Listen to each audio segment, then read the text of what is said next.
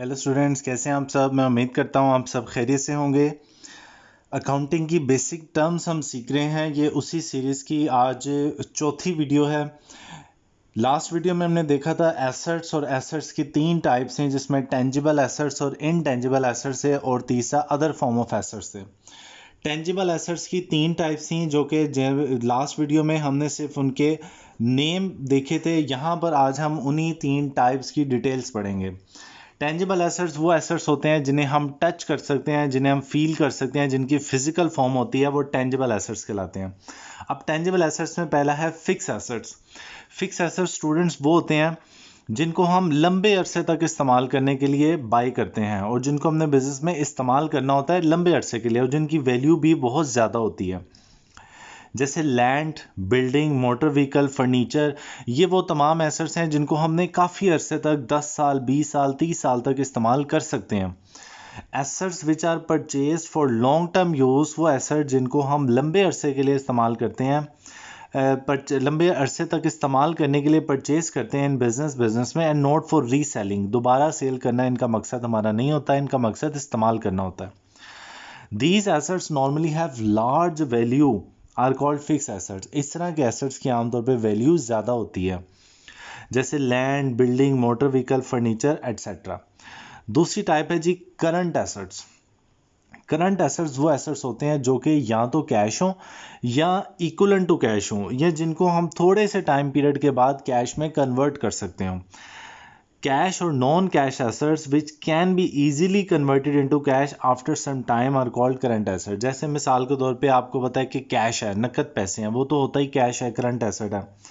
Bank में जो पैसे पड़े होते हैं वो हमें बैंक से पैसे निकालने में कितना टाइम लगता है, 1 घंटा 2 घंटा। अगर एटीएम कार्ड है तो 10 मिनट में भी निकल आते हैं, तो वो भी करंट एसेट है। इसी तरह जो स्टॉक हमारे पास पड़ा होता है, हमने बेचने के लिए रखा होता है, उसको बेचने में कितना टाइम लगता है। देखिए, कोई भी बिजनेस हो, कोई भी स्टॉक हो, वो 7 दिन, 10 दिन, 1 महीना, 2 महीना, 3 महीना, इतने टाइम पीरियड में वो कैश में कन्वर्ट हो ही जाता है। इसी तरह डेटर्स हैं, वो लोग जिन्हें हमने उधार पे चीज़ें सेल की हैं, वो सालों का क्रेडिट तो नहीं होता, वो तो होता है 10 दिन का, 20 दिन का, 1 महीने बाद पैसे आ जाते हैं। प्राइस बॉन्ड्स भी जो होते हैं, कुछ सर्टिफिकेट्स होते हैं। तो करंट एसेट्स की पहचान ये है कि वो तमाम एसेट जिनको हम विद इन 1 ईयर, 1 साल के अंदर अंदर कैश में कन्वर्ट कर सकते हैं, वो करंट एसेट्स होते हैं। ठीक है। फिक्स एसेट्स होते हैं जो लॉन्ग टर्म इस्तेमाल के लिए होते हैं, और हमने उन्हें कैश में भी कन्वर्ट नहीं करना होता है, लेकिन अगर करना भी हो तो उन्हें कैश में कन्वर्ट करने में टाइम लग सकता है। लेकिन करंट एसेट वो एसेट हैं जिनको हम with in a year cash में कन्वर्ट कर सकते हैं। और क्विक एसेट या लिक्विड एसेट्स वो हैं जिनको हम बहुत जल्दी कैश में कन्वर्ट कर सकते हैं, जैसे 15 दिन, 20 दिन या 1 महीने के अंदर। Assets which can be quickly converted into cash are called liquid asset. जैसे कैश इटसेल्फ है, बैंक में जो पैसे पड़े हुए हैं वो भी कैश है। अगर हमारे पास चेक है किसी कस्टमर का, वो भी क्विक एसेट्स है, कि चेक जब हम बैंक में जमा करवा देंगे अपने कस्टमर का, तो वो उस चेक के पैसे हमारे अकाउंट में आने में 3 दिन लगते हैं। तो ये वो तमाम एसेट्स हैं जिनको हम बहुत जल्दी कैश में कन्वर्ट कर सकते हैं, वो लिक्विड एसेट्स कहलाते हैं। फिर है जी अदर फॉर्म ऑफ एसेट, जिसमें सबसे पहले हैं वेस्टिंग एसेट्स। आप जानते हैं स्टूडेंट्स, जैसे माइंस हैं, फॉरेस्ट हैं, ऑयल वेल्स हैं, कोई भी तेल का कुआं हो, उधर जितना मर्जी बड़ा तेल का ज़ख़ीरा हो, अगर हम वहाँ से तेल या ऑयल एक्सट्रैक्ट करते रहेंगे तो एक दिन ऐसा आता है कि तेल ज़मीन से ख़त्म हो जाएगा। आप देखते हैं दुबई की एग्जांपल आपके सामने है, सऊदी अरब का भी तेल कम हो रहा है आहिस्ता आहिस्ता। तो ये ऑयल वेल्स, ये जितनी माइंस हैं, कोल माइंस, गोल्ड माइंस, इनमें लिमिटेड अमाउंट ऑफ मिनरल्स होते हैं, रिसोर्सेज होते हैं। हम जैसे जैसे इन्हें एक्सट्रैक्ट करते हैं तो ये ख़त्म होते रहते हैं। तो वो एसेट जो वक्त के साथ साथ, इस्तेमाल के साथ साथ, या एक्सट्रैक्ट करने के साथ साथ ख़त्म होते रहते हैं, नापैद होते रहते हैं, उन्हें हम वेस्टिंग एसेट्स कहते हैं। Assets whose value gradually decrease, इनकी वैल्यू आहिस्ता आहिस्ता कम होती है ड्यू टू यूज़, इस्तेमाल की वजह से, एंड फाइनली एग्जॉस्ट कम्प्लीटली, और आखिरकार ये मुकम्मल तौर पे एग्जॉस्ट हो जाते हैं, सफ़र हस्ती से उनका नामो निशान मिट जाता है, are called wasting assets.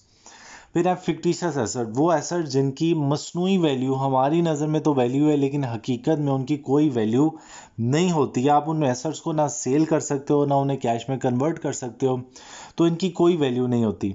Assets which can be used and have no market value, assets which can not be used, वो एसेट जिनको हम इस्तेमाल ही नहीं कर सकते, and have no market value, और उनकी कोई मार्केट वैल्यू नहीं होती, वो फिक्टिशियस एसेट कहलाते हैं।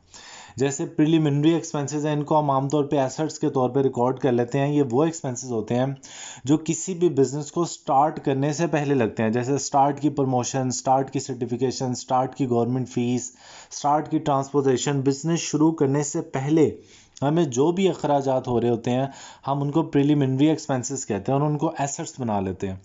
अब ये जो सारे अखराजात हैं ये तो हो गए, ये तो कभी भी वापस नहीं आएंगे। ट्रांसपोर्टेशन लग गई, टीवी पे एडवर्टीजमेंट लग गई, प्रमोशन हो गई, ब्रोशर छप के बट गए, सब कुछ हो गया।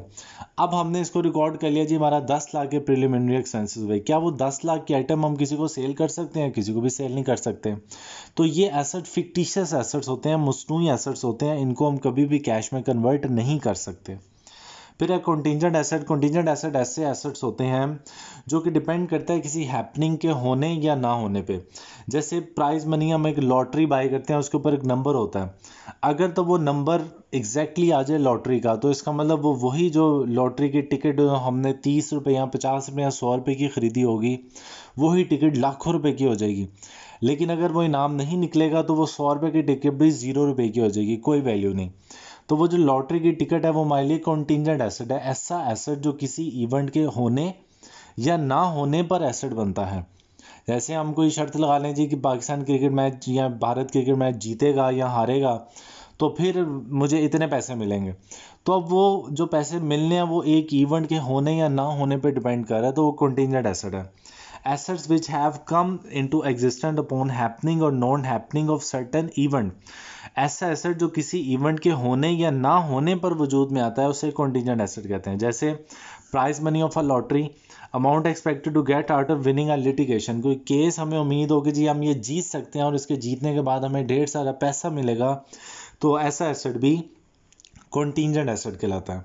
ओके स्टूडेंट्स, तो एसेट्स हम पहले डिस्कस कर चुके थे और ये एसेट्स की टाइप्स हम आज हमने डिटेल के साथ डिस्कस कर ली हैं। ओके।